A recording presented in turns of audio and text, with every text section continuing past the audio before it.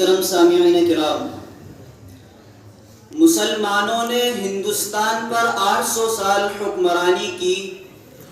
مسلمانوں کے 50,000 علماء کرام نے آزادی کے خاطر بے شمار قربانیاں پیش کی۔ مسلمانوں نے اس عظیم بھارت کو سونے کی چڑیا بنایا۔ آج یہی مسلمان اپنے ہی وطن میں معتوق، آج یہی مسلمان اپنے ہی ملک میں مشکوک، آج یہی مسلمان حاشیے پر۔ نہیں مسلمانوں، ہمیں یہ کسی قیمت پر برداشت نہیں، کیونکہ ہم ہندوستانی مسلمان بائی چانس نہیں، بائی چوائس ہندوستانی ہیں۔ ہمارے اکابرین نے کہا تھا کہ ہم بھارت کے مسلمان یہیں پیدا ہوئے اور اسی مٹی میں دفن ہوں گے۔ چنانچہ حضرت مولانا محمد علی جوہر، مولانا شوکت علی نے آزادی کے خاطر دردناک سزاؤں کو برداشت کیا۔ انہوں نے انگریز کے پایہ تخت لندن میں جا کر کہا تھا کہ ہندوستان اس صورت میں واپس چاہوں گا کہ آزادی کا پروانہ میرے ہاتھ میں ہو، میں غلام ملک میں واپس نہ جاؤں گا، اور اگر تم ہمیں آزادی کا پروانہ نہ دو گے تو اس سرزمین پر 2 گز جگہ دفن کی دینی ہی ہوگی۔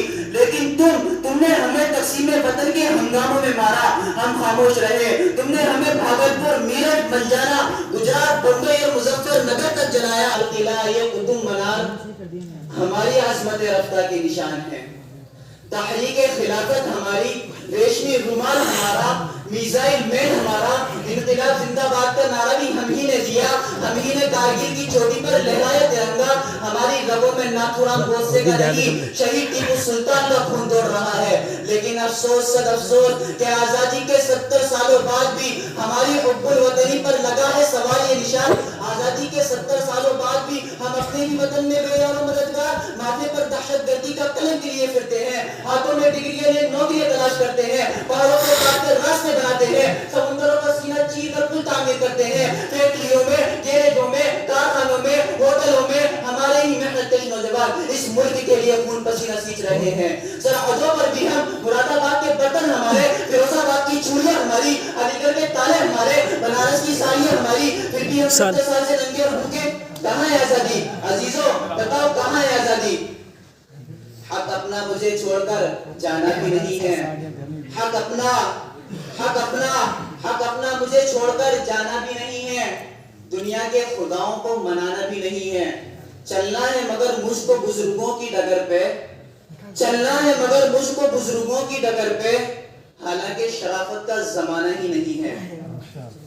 مکرمی سامعین، پچھلے کچھ سالوں سے اس ملک کے 20 کروڑ مسلمانوں کا جینا دوبر ہو گیا ہے۔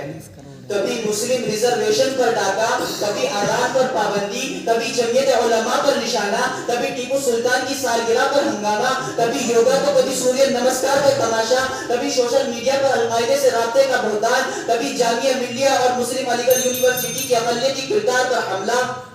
ایسا نہیں کہ شہر کے منظر بدل گئے، جی ہاں، ایسا نہیں کہ شہر کے منظر بدل گئے، منظر وہی ہے، صرف ستمگر بدل گئے۔ وآخر دعوانا الحمدللہ رب العالمین۔